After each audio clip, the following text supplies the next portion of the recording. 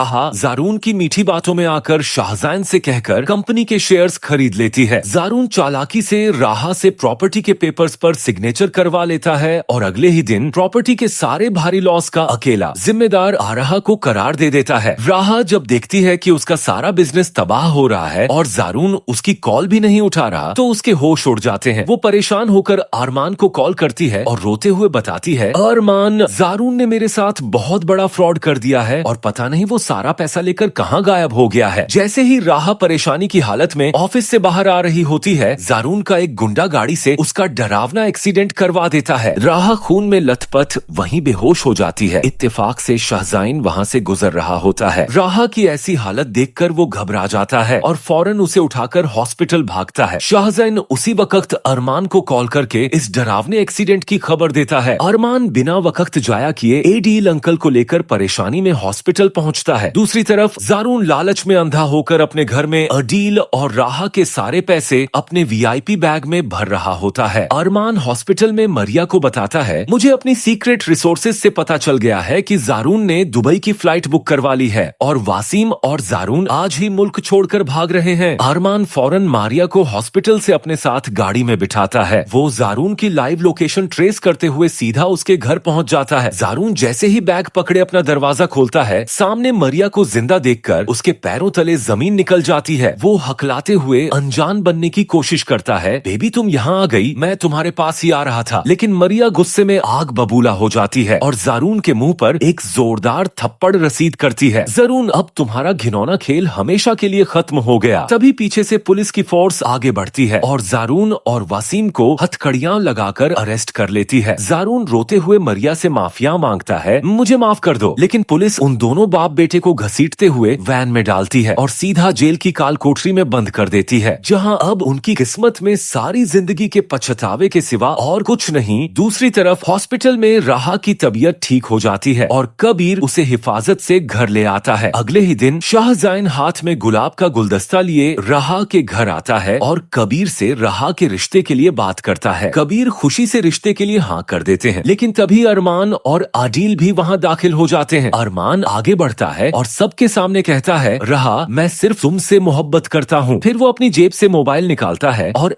साया की सारी सीक्रेट ऑडियो रिकॉर्डिंग सबको सुना देता है। मामी आसिया की यह घिनौनी साजिश सुनने के बाद राहा रो पड़ती है। वो फौरन आगे बढ़कर अरमान को अपने गले से लगा लेती है और माफी मांगती है। शाहजैन यह सब देखकर समझ जाता है और मुस्कुराते हुए राहा से कहता है, राहा, तुम अरमान से सच्ची मोहब्बत करती हो, तुम्हें इसी से शादी करनी चाहिए। जब एडील को अपनी बीवी आसिया की इस घटिया साजिश का पता चलता है तो वो गुस्से में पागल हो जाते हैं। वो फौरन घर पहुंचते हैं, आयसाया के मुंह पर थप्पड़ मारते हैं और उसे 3 बार तलाक देकर हमेशा के लिए अपने घर से धक्के मारकर निकाल देते हैं। उसके बाद अरमान पुलिस के जरिए जारून और वासीम के अकाउंट से सारे पैसे निकलवा कर एडील का बिजनेस दोबारा आसमान पर पहुंचा देता है। राहा भी अब पूरे कॉन्फिडेंस के साथ अपने नाना का बिजनेस ज्वाइन कर लेती है। एक दिन अरमान मुस्कुराते हुए राहा के पास आता है और उसे शादी के लिए प्रपोज करता है। राहा शर्म से हाँ कर देती है। अगले ही दिन कबीर मौलवी साहब को बुलवाते हैं और खुशी खुशी दोनों का धूमधाम से निकाह पढ़वा देते हैं, जिसके बाद अडील भी अपना सारा बिजनेस और एम्पायर आराहा और अरमान के नाम कर देता है। तो दोस्तों, क्या एडील ने धोखेबाज आसिया को तलाक देकर बिल्कुल सही फैसला किया? अपनी कीमती राय कमेंट सेक्शन में लाजमी बताइएगा और हमारे चैनल को लाइक, शेयर और सब्सक्राइब करना मत भूलना। ये हमारी प्रेडिक्शन है जो सिर्फ एंटरटेनमेंट पर्पस के लिए बनाई गई है।